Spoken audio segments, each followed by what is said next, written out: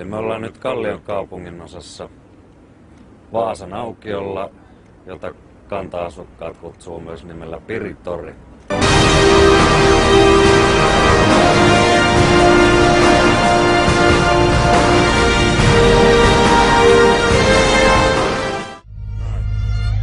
Tupa alle, kun allu menee tepanalle. Myöhä töissä ja valveilla töissä.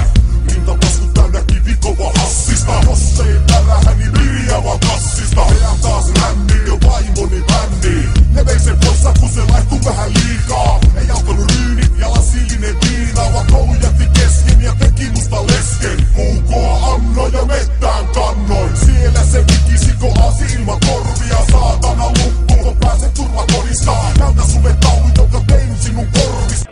Ulos lasit tunut katse, laitoshoito oli happosession tulos.